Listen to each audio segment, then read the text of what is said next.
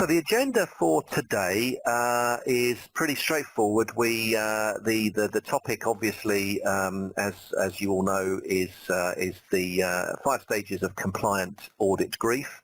But really, the way to think about this is it's not just compliance; it's really any form of security, because security as a whole is something which, like most technologies, most forms of IT, gets horribly confused, gets horribly complicated, and it's actually a lot simpler. And dealing with it, we've all got lots to do anyway, and the thought of having to go through a compliance audit or having to really tackle this topic can be pretty daunting. What we've done, I think, which is a really I like this approach, is we've sort of linked it to the sort of general psychotherapists' 5 stages of compliance audit grief, which are typically denial, anger, bargaining, depression, and finally acceptance. Not always necessarily in that order, but there or thereabouts. And it's interesting because anybody who's ever studied for an exam, or as funnily enough, one of the other things that I do, other than being involved in NNT, is I coach soccer, and I'm having to go through yet another license exam and course, and I've literally all of this stuff I recognise. First of all, denial. For me, it was weeks away. I didn't need to worry about it. Then a bit of anger. Geez, I've got enough to do already. I'm busy enough. Do I really have to do this?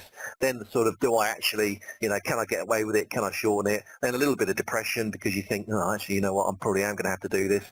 And acceptance. But the great news here, guys, is that once you start to get into the green area here, and one of the things that we're going to talk about today is just taking the first step. Once you do start to get going with it, once you start to clarify the situation, once you clarify where you are in terms of your own general security posture, you're going to find that this is actually pretty rewarding. And how many of us have put off getting prepared for an exam or getting ready for a job, then when we actually get on with it, you feel pleased that you did, and there's a sort of almost an overwhelming sense of sort of feeling very pleased. And it's a classic human trait that we will do more to avoid pain than we will to enjoy any form of pleasure. So if something looks painful, we'll go, we will cross the other side of the street to avoid it, even if we know that by going through that pain, there's ultimately a bigger reward at the end. So just ask anybody about, how many of us have joined a gym and never got to it. There's also just I think the interesting thing about this, other than its sort of convenient, context within which to sort of position compliance, I think it does help you when you consider any IT project, and it helps to some extent to relate to these phases and to just kind of become okay with them. That it's expected. That any form of project or any form of new initiative which is new to you, that you're not comfortable with, is by definition going to elicit these types of emotions. And the good news is that that's kind of fine. This really is just to sort of make the point that the way that you kind of go through these things and the peaks and the troughs of this is not necessarily doesn't have to necessarily fall into the convenient the sort of the initial flow that we looked at. Okay, so we're going to get into this, and we're going to walk you through this, and there's going to be, I hope, lots of sort of interesting points along the way. And the good news is that we will show you and hopefully help you simplify to some extent the process of compliance. We've helped hundreds of organisations through compliance of all different shapes and sizes, so we're well used to it and we know all about it. So when we think about the sort of denial phase, and the most people that we speak to are very much in that. When we're doing a lot of our sort of brand awareness, when we're doing a lot of our educational initiatives, the general consensus is that people are, pretty much don't want to do it, don't want to know, I'm I'm not going to get on with that until somebody tells me to. And you may be wondering why I've got this graphic of a big wine cellar. I wish it was mine. Geez, that would be. I don't know if I'd be in denial or in a state of complete inebriation if it was mine. But maybe one day. But the reason we've used the reason we've used that is because we've got a really, in some ways a good, but in other ways kind of a depressing example of this, because we met a UK wine retailer a few years ago now. It was probably 5 or 6 years ago, and we had it was a classic PCI environment. They were both an online and high street retailer. So there was they had high street presence, they had online presence. So it's classic PCI territory. And we spent about an hour with them. We confirmed all of the discussions that they previously heard from QSAs in terms of what the devices that needed to be in scope. We kind of went through it. We talked about the sort of pragmatism of this, and I remember the guy very vividly. We then sort of returned, and they got quite a way into this. The conversation then veered off into, well, what happens if we don't do this? What happens if we just ignore it? And so we said, well, there's fines and there's all sorts of other things. And what they did, which is something that was happening a lot 5 or 6 years ago, is they looked at the cost of the fines, which at the time was something like $15,000 a quarter, and decided that, well, they would risk it. It's actually less expensive to pay the fines. They were sort of very much of the view that everything was working. They felt very proud of their infrastructure. They felt very proud of their IT environment. They were all very clever people, and who were we to disagree? So they decided that they wouldn't do it. And I remember the guy was. You remember characters in your life. He was a character for sure. And I wouldn't say he laughed us out of the office, but it was a bit like, you're here selling us snake oil, and it's hocus and it's pocus, and, we sell wine. We've been doing that for a long time, and we don't need to worry about it. The sad conclusion of all of this is they didn't do anything, and it was about 3 or 4 years later they suffered a massive hack, a massive breach, and the business has never recovered. It's not the same as it was. It's a trimmed down version. It's a shadow. Now, I don't know that you could, if you could, credibly say that it was due to the hack, but definitely I think the brand suffered, and it may be something perhaps more endemic of the culture of an organization that is prepared to just continue to be in denial, to continue to ignore it. So that's a pretty extreme version. We've got lots of other examples of we spend our life talking to organizations that are patently just not secure. They're not compliant, and they really aren't doing anything about it. And a bit like the seatbelt analogy, for those of you who are old enough to remember a time when you could drive your car without wearing a seatbelt, I am one of those people, sadly. Again, same thing, nobody did it. Everybody knew that they should do it. Well, not nobody did it, but lots of people didn't do it. And it was only when it became a legal requirement that all of a sudden, guess what? Everybody started wearing a seatbelt. So the next, so we get the denial, we get a lot of anger as well, and you never more so. The larger the organisation, the more extreme this becomes, because as soon as politics enter into this domain, as soon as people's personalities get into play, there's a lot of anger, and I think very much so. We recently went through quite a pressured audit with a large, very large enterprise. Again, it sort of came right down to the wire. The audit pressure was on, and in the end, we sort of had to assemble this war room. Had to fly people in from all over the country. We had to sort of just literally bolt down and kind of just, it was morning, afternoons, evenings, nights, and weekends to get it done, and almost certainly, arguably, perhaps a result of some of the sort of procrastination previously. And there's, I think, for good reason. I do. I think that partly the industry of which we are part of that industry is to blame. I think that there's too much too much confusion and overcomplication of this process, and I think that vendors like NNT and the world who make and the community that make their living from IT security are partly to blame for that. And I feel like you guys, rightly are, to some extent cautious and suspect of all of that because the cost does vary. Depends on the scope. Obviously, it depends on your environment. It could run in. It could arguably run into hundreds of thousands of dollars. If we go back to the the example of the war room that we talked about, just flying all of those people into a central location, hotel bills, etc., that all becomes, it all becomes very, very expensive. And I guess who wouldn't resent that? It's an unfortunate. It's a dynamic of security that it's not actually going to, big investments in most organizations are designed to make improvements that will ultimately improve the business somehow, make the business better, more productive, make the business able to, grow. And this is one of those things, like an insurance policy, where the investment ultimately probably isn't going to make any difference to the top line.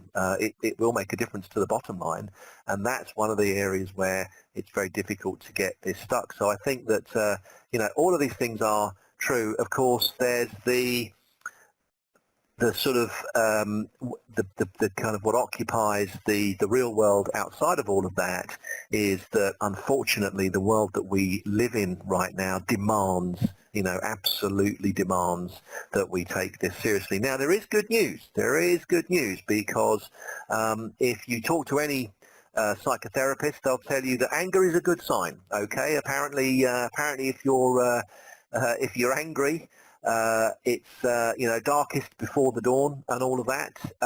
It shows that you're making progress. All right, you've progressed to that stage.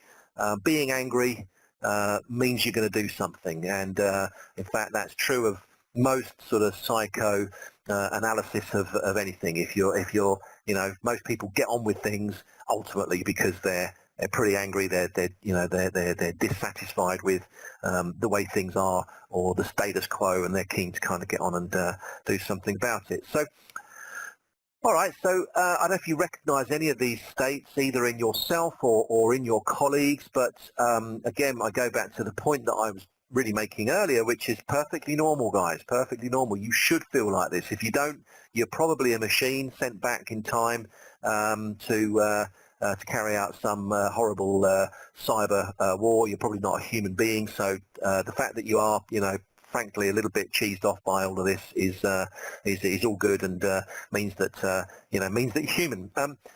In terms of the compliance landscape, though, we talk about bargaining here. We talk about, okay, what options have I got? Where can I kind of cut corners? What else could we do?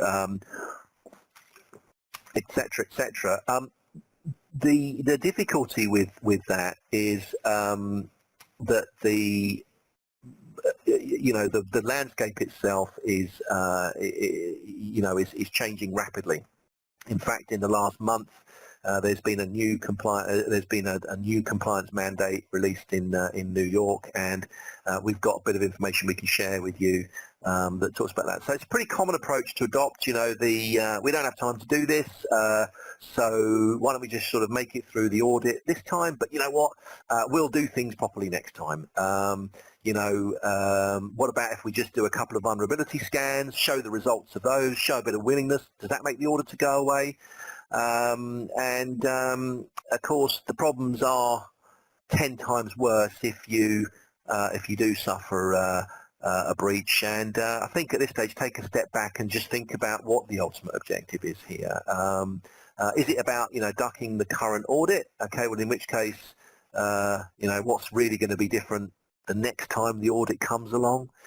Longer term, will you still need to implement data security measures? And every day you do deliberate, the risk includes. So we talked about the changing face of compliance. So in here, for example, you've got a lot of the old favourites. You've got PCI, you've got ISO. If you're in the energy industry, you've got NERC-CIP, you've got federal ones.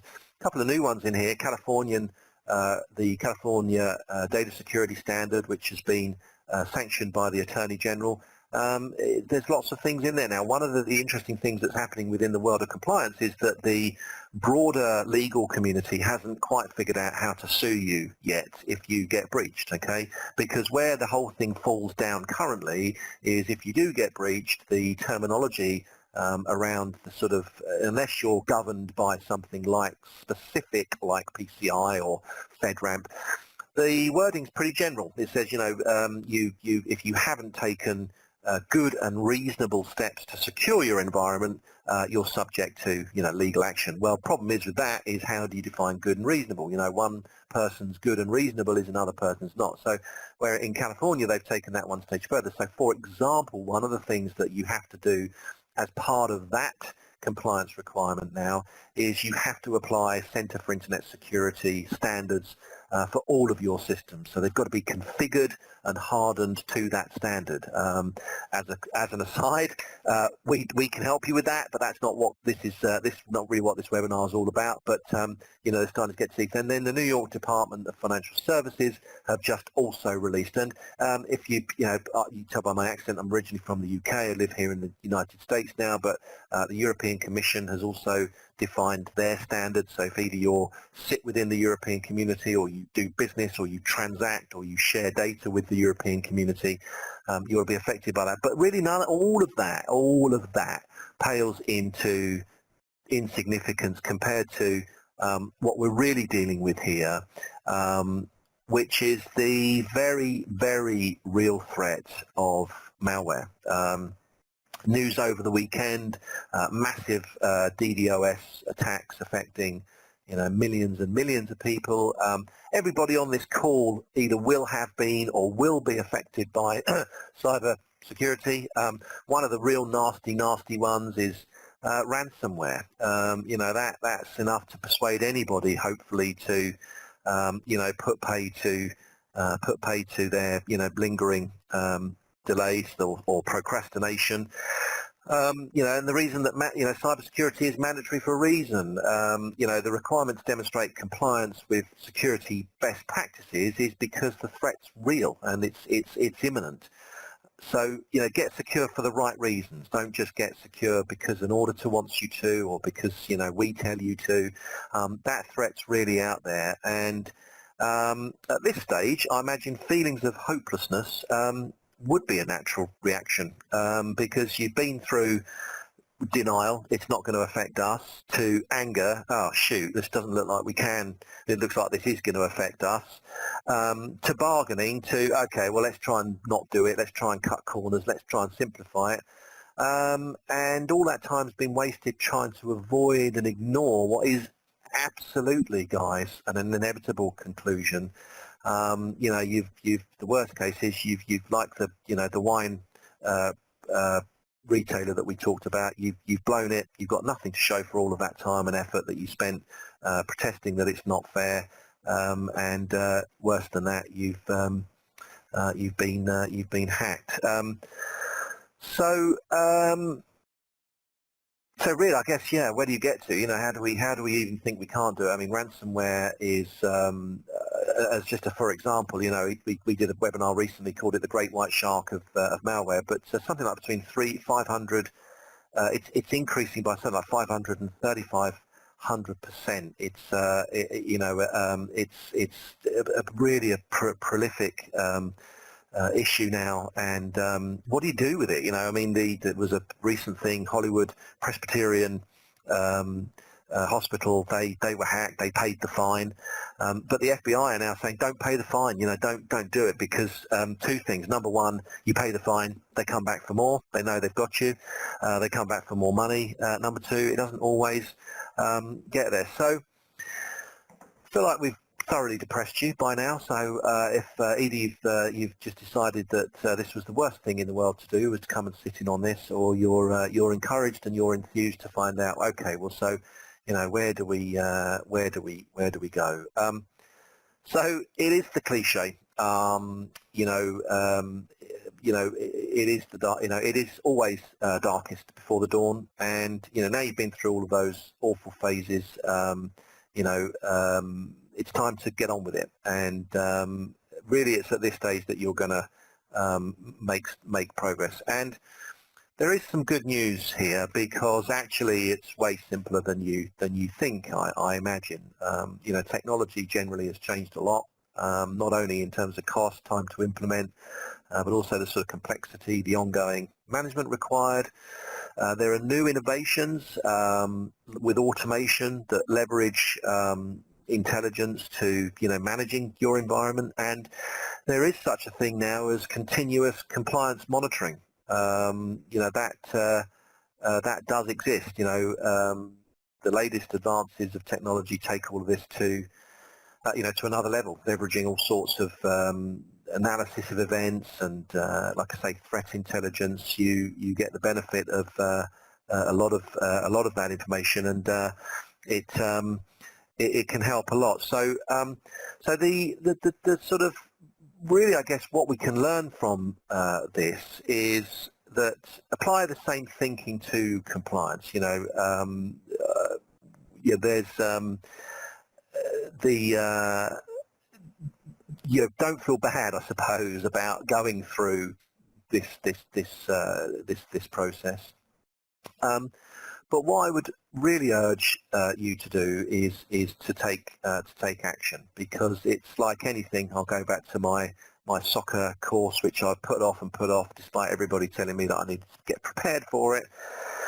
Went through all of that, got angry, got a bit depressed, but as soon as you start doing it, you feel better about it, So I would urge everybody here to do something. You'll be really surprised. I think first of all, you'll be surprised about how much better you feel by just clarifying a plan.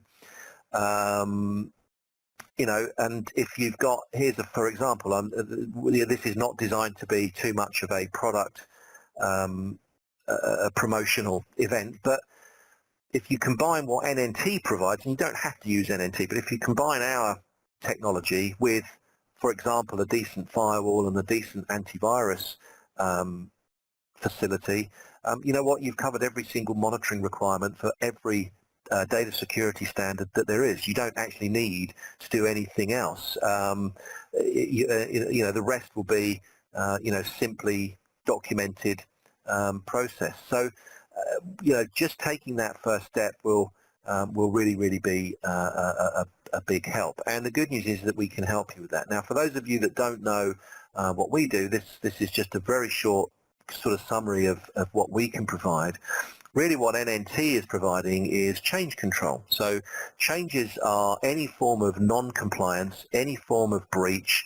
There isn't a piece of malware on the planet that can harm you unless it does something, okay, which sounds obvious, I know, but in order to do something, it has to precipitate some sort of a change somewhere. And the problem previously has been how to spot unusual changes with a backdrop of lots and lots of other changes. So if you read any data security standard, if you take the PCI as a good example, Section 1 is firewall. Make sure you've got a firewall. Section 2 is really all of this stuff. Make sure your systems are set up. Make sure your systems are in a known, good, secure, and compliant state.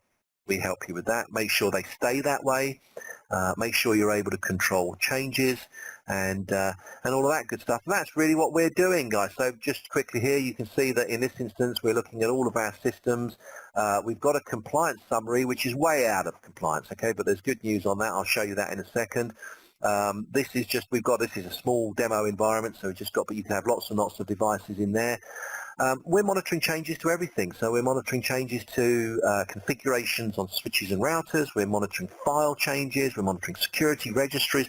Really anything that can change, we monitor. Anything that can move, we look at it. And the good news at the moment is it's telling me that, do you know what, everything that's happened is okay. All of the changes that are happening within your environment are okay. Now, problem you've got is that how do you know which changes are good and which are bad? So if we grab a bunch of file changes in here, for example, if I just grab these and copy these, okay, and if I embed these into my program files somewhere, let's put them Why don't we put them in here? So bit of audience participation. You've got to try and remember how many changes we made.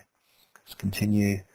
Okay, now that could be an innocent change. It could be generally regarded as a harmless change, but we don't really know much about it. And that's one of the challenges with with this type of thing, is that there are lots of things happening within your environment. If you look at every single hack, every single breach reported in 2015, number one, 99.999% of them exploited known configurable vulnerabilities, so stuff that could be fixed with this sort of a solution.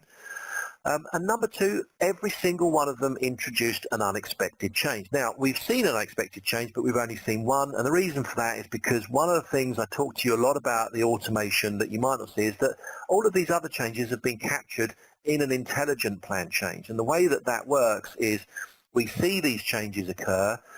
We can even query them with a third-party whitelist. So in this instance, we're using Kaspersky. So in this instance, what we can do is we can say, if those changes check out, if they're okay according to something like Kaspersky, let's say, or Total Virus, they're okay. Now, this isn't a demo, guys, so there's too much for me to cover in this 5-minute period, but the point is that you can automate that. It tells me that it was okay, and the software has basically approved those changes for me. I didn't have to fill out a change request. The software's done it for me. It's checking it for virus content. It's checking that it's a part of an approved plan change group, and what it does mean is that we're much more alive to spotting this sort of thing, which is our suspect file. Wouldn't it be great if the bad guys labeled their malware quite so obviously, and you can see that in there. If you want to know more about the closed loop intelligent change control that we introduce here, and there's lots more to it, we can definitely show you that. The other thing is we talked about this continuous compliance. So every single device in your environment with something like NNT, and you don't have to use NNT, but this is the sort of thing that's available to you, will be given a policy. Okay, these policies are based on the device. So this one's got, it's part of all devices because it's one of our group. It's a Windows machine. It's been given an extended Center for Internet Security policy for all of the things that need to be monitored, including the contents of files, including installed software, including registries, processes and services, things that are mandatory, things that are blacklisted, even down to things like, if we come down here, network ports, things that are regarded as being okay. So it's got a policy. Anything that changes or deviates from that. It's also got a hardened standard, and this again is a CIS template. Okay, so NNT is an accredited Center for Internet Security vendor, so we can provide you with any CIS template that you need. And not only do we now tell you what you need to do to harden your environment, we actually have auto remediation for all of this. Okay, so we talked about this real-time ongoing compliance. That's exactly what you get here. So the journey that we will take you through is we will take your systems and bunches of them. Okay, we will apply a hardened build standard for those, either one of yours or one of the CIS's or any other OVAL or NIST policy. We can use those. We will create change policies for them, and we'll get you to 100%. Let's see if I've got any in here at 100%. Probably not, but not to worry about that. And if anything deviates, you know, basically what we're saying to you here is that your in-scope environment needs to be breach-free, needs to be system configured properly, needs to be controlled from a change standpoint. Add antivirus to that, add a good firewall to that, and guess what? You're done. You need auditing of your systems, which you would use a logging solution. We also have a logging tool that we can provide as well, so for the sort of after audit. But with that technology in place, you're absolutely done. So, guys, that's it for the presentation. I'm gonna thank everybody for joining. I'm gonna stop sharing my screen, and I'm just gonna see if we've got any questions down here. It looks like I have got some, so hold on, just bear with me a second because I'm gonna have to read them. Okay, will slides be available? Yes, absolutely. I think Morgan, who is here, let me go ahead and share my desktop again so we can get Morgan, who is sorry, let me just yeah, Morgan, who is on here, she'll make these available to you. Oh yes, somebody's asked about getting hold of the configuration remediations. If you're a customer, those are all free. You just have to talk to us about those. So if you want to remediate the configuration of any of your systems, please feel free to go ahead and do so. If you just jump onto our website quickly, I'll just show you a couple of things. There's lots of things you've got. We also have things like ransomware mitigation kits. So if you come into the members portal, log into that, you'll get access to all sorts of things like ransomware mitigation, configuration, reconfiguration options. So we've got all of that. You've got your all of that's available in here, and you can get that through the website. But if you sign up on the members portal, you will get all of that as a matter of course. Guys, so with that, thank you very much for your for attending. Really appreciate it. We're going to end the session now. Please do fill out the exit survey because it helps us improve these things. And if you do want, of course, any other information, just let us know. I'm going to stop the recording and thank everybody for their time. Thank you very much.